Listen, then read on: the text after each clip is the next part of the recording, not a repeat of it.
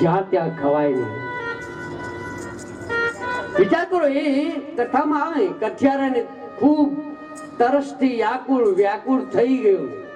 વિચાર કે હું ક્યાં જાઉં પાણી પીવા, કોને ત્યાં જાઉં તો મને પાણી મળશે. કથામાં લખ્યું છે દ્વિજ મંદિર. દ્વિજ એટલે બ્રાહ્મણ. બ્રાહ્મણ ને ઘરે ગયો.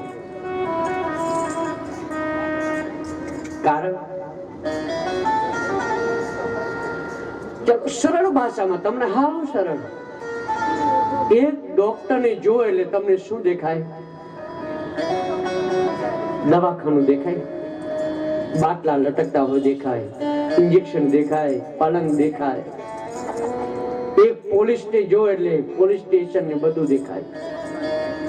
એક વકીલ ને જો એટલે તમે કોર્ટ ને બધું દેખાય. પણ એક બ્રાહ્મણ ને જો એટલે તરત જય શ્રી કૃષ્ણ કહે, તરત કેવી અમારે કથા કરવાની.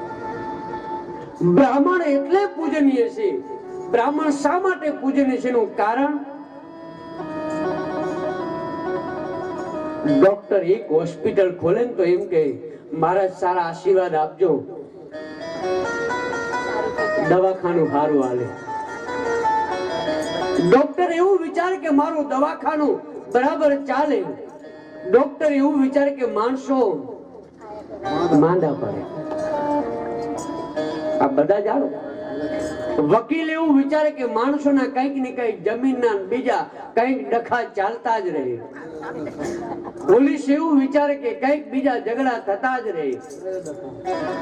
પણ બ્રાહ્મણ એક એવું વિચાર છે કે મારો યજમાન સુખી રહે, મારા યજમાનને ત્યાં થોડું પણ દુઃખ ન રહે, મારા યજમાનને ત્યાં સુખ અને સમૃદ્ધિ વધે. અને એટલે તો બ્રાહ્મણ પૂજનીય છે. અરે તમને હું તમને એનાથી વિશેષ તમને બતાવું શા માટે પૂજનીય. એક લગ્નનો અનુભવ તમે જુઓ. બ્રાહ્મણ થી શરૂઆત થાય ને બ્રાહ્મણ થી પૂરું થાય. લગ્ન નક્કી કરો એટલે તરત જ તમે પાર્ટી પ્લોટ નક્કી કરવા જાવ એટલે તરત કહેશે કે ભાઈ એડવાન્સ આપો. બેન્ડ વાજાને કહેશે તો કે એડવાન્સ આપો. ચોરી વાળો કહેશે એડવાન્સ આપો. બધા જ એડવાન્સ માંગશે. પણ બ્રાહ્મણ કોઈ દિવસ એડવાન્સ નહીં માગે. વિચારજો.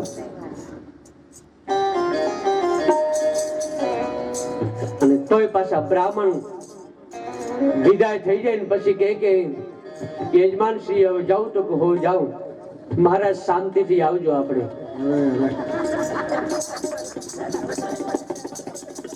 પાર્ટી પ્લોટ વાળા તરત કે છે આનો હિસાબ કરી દો, ફોટા વાળા કે છે હિસાબ કરી દો. બ્રાહ્મણ છેલ્લે જાય તો એમ પછી કે છે અરે મહારાજ 10 લાખ વાપરવાના હતા અને એમાં 15 લાખ વપરાઈ ગયા.